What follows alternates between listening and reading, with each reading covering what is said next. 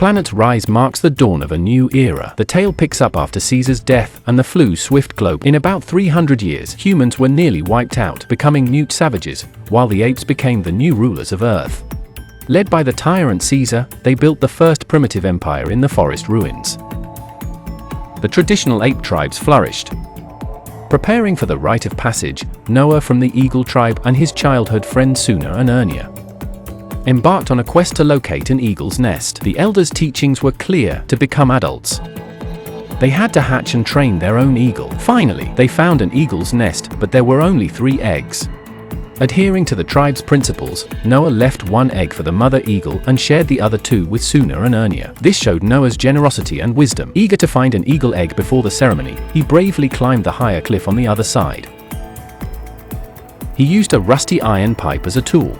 He managed to reach the eagle's nest, but just as he was about to grab the egg, the eagle returned, startling him and nearly causing him to fall off the cliff. Luckily, Noah was unharmed, but the incident left his friends panicked. With the eagle eggs, they returned to the tribe's camp. That night, Noah caught a human girl stealing food. She panicked and fled when she saw him, and he gave chase. He ran after her but lost sight of her in the dark forest. Though nothing major was taken, Noah saw the eagle egg was broken. This unexpected situation weighed heavily on him, as tomorrow's coming-of-age ceremony was of great importance to him. Being the son of a falconry master, Noah knew how much this meant for him and his family. Ignoring his friends' protests, he chose to return to the cliffs that night to find another eagle egg. But shortly after he rode away, he heard the sound of an invasion horn. Looking back, he saw 2 apes fiercely fighting in the night. Noah jumped off his horse and took a closer look, only to find several masked corpses lying on the ground. He turned around in horror and found that it was Ota who was on duty at night. Standing behind him,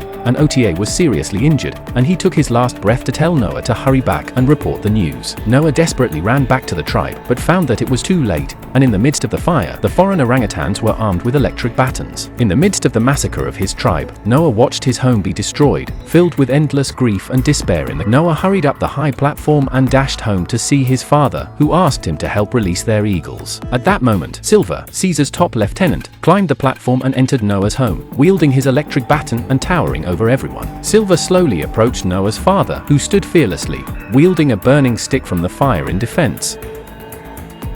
But Silver's electric baton was undeniably stronger. He knocked Noah down with an electric baton and threw him to the ground, and Silver stomped on Noah's chest as he was about to kill him. Noah's father made another desperate charge at Silver. Facing the fierce resistance from both father and son, Silver showed no mercy. He struck the rope Noah clung to with an electric baton, sending him plummeting. The next day, Noah awoke among the ruins. He discovered his home in ruins, his tribe enslaved, and his father missing in the wilderness. For Noah, raised in peace, he fought back tears as he buried his father and made a vow at the grave. He vowed to return his people home. Mounting his horse, Noah began his quest to find his tribe. While riding through the forest, Noah caught a strange scent in the air. He stopped his horse and saw a plume of white smoke nearby. Curiosity got the better of him, so he gathered his courage and approached. To his surprise, a red-haired orangutan with an electric baton appeared. Noah explained, and the orangutan understood. Noah was also persecuted by Caesar, so he put down his electric baton, and the orangutan introduced himself as Raka, and the corpse of the Kai people was burning in the fire. Similarly killed by Caesar, Laka then took out many books and told Noah stories from the time of Caesar hundreds of years ago, pointing out, back then, humans could still read books. There was a time when humans and apes lived together peacefully. After Laka led Noah out of the cave, he spotted the girl who had stolen from the tribe last night, now attempting to take his horse. Seeing Noah pursue her, she fled in terror. Laka discovered she had trailed Noah from his village to this spot. Intrigued by the girl, Laka chose to help Noah track her. That night, they set up a campfire in the forest to rest. Noah worked on repairing the broken electric baton, while the girl hid behind a tree, watching them. Laka spotted her. He tossed a few apples her way. The girl slowly emerged, and Laka introduced both himself and Noah. The girl relaxed, stepped forward, and picked up the apples. Noticing her shivering, Laka took some fabric from Noah and tossed it to her for warmth. Everyone silently endured the night. Gradually, the girl started to trust them. The following day, The girl rode behind Laka as they traveled. At the lakeside, they saw many speechless humans emerging from the forest. They emerged from the forest and stepped into the lake to drink. Suddenly, a horn echoed through the woods. Silver's army quickly appeared by the lake, and with Silver's orders, his men rode up and rushed towards the helpless humans. In the midst of the chaos, the girl escaped the siege and fled into the grass not far away. Seeing the enemy closing in, she risked revealing herself and called out to Noah by the bushes. Noah managed to temporarily evade capture with the girl. After reuniting with Laka, the girl explained the whole situation. It turned out Caesar was hunting her because she knew how to access the human sanctuary, where advanced technology and information were hidden before the extinction. He had hidden advanced technology and information in the sanctuary, which Caesar sought to rapidly advance human evolution. The next day, they resumed their journey. They reached a wooden bridge and were halfway across when they saw Silver waiting at the other end. Silver's troops were already in place, trapping Noah and his friends in the middle of the bridge with no escape. The enemy forces emerged from beneath the bridge, encircling Noah and his companions. Amid the chaos, Mai and an ape were shoved off the bridge. Mai grabbed the net, and Laka rushed to help, pulling frantically. But, due to years of wear and tear, a large hole was torn open. Mai was about to be swept away by the rushing river. Laka flipped over the bridge, clutching a wooden pole with one hand and reaching for Mai with the other. At this critical moment, Silver on the bridge once again showed Noah the feeling of helpless despair as the rope snapped. Laka was swallowed by the raging river, and then Noah and Mai were captured by the enemy and taken to Caesar's base. In Caesar's stronghold, Noah saw his enslaved tribesmen, feeling deeply frustrated. Meanwhile, in a room lined with books, Mai met an old man who had betrayed humanity by giving King Caesar human knowledge and history. In exchange, he enjoyed a comfortable life. Mai knew he had to be very careful not to reveal his true identity. From the platform, Caesar gave a stirring speech to the apes, who then worked together in unison at his command. They pulled the iron chain on the sanctuary door with all their strength, but failed again. Just then, Caesar found Noah. Caesar spoke at length with Noah, urging him to join the original tribe. He wanted Noah to learn from Mai how to open the sanctuary door. Once they secured the sanctuary's advanced technology, the original tribe might dominate the world.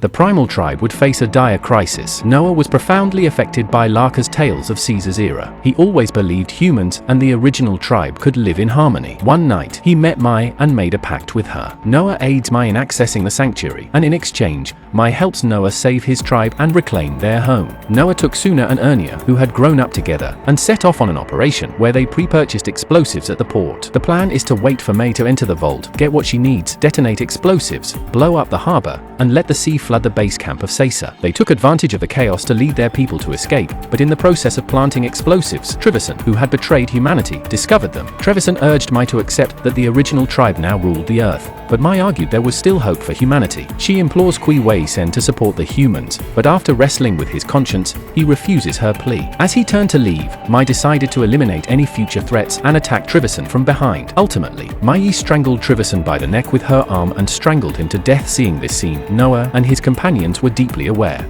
the selfishness and cruelty of humans. With Mai in tow, Noah and his friends scaled the cliff and entered the sanctuary through the vents. While Mai searched the secret room, Noah and his friends marveled at the sanctuary's grand achievements. They roamed the room, marveling at the wonders crafted by intelligent humans. But when they opened a picture book, the illustrations revealed a darker side of humanity's past. Wise humans had once caged others like livestock for tourists to see. This revelation made them doubt if they should keep aiding Mai, filling their hearts with conflict and confusion. Just as they hesitated, Mai came back with the items she needed. Despite their mixed feelings, they honored their promise. Following Mai, they moved ahead, passing an armory stocked with tanks, and reached the large iron gate Caesar had always wanted to open. As Mai activated the switch, the gate's mechanism gradually loosened, and it slowly opened. But just as they were about to step out, Caesar was already waiting outside. She was furious, cursing Noah as a traitor to their tribe for choosing to believe in human lies. Caesar threatened Noah using his friend Suna's life. Interrogating Noah about what Mai did in the sanctuary, he grits his teeth and refuses to reveal anything despite the threats.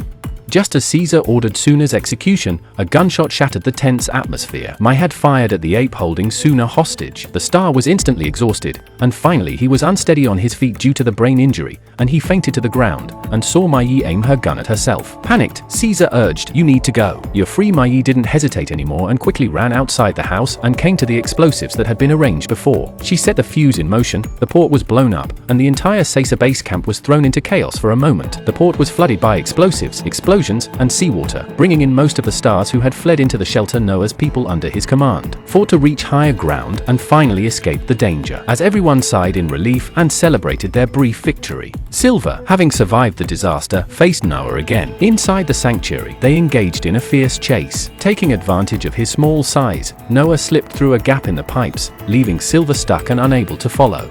As the seawater continued to rise, Silver was submerged and neutralized. Meanwhile, Noah made it to the rooftop.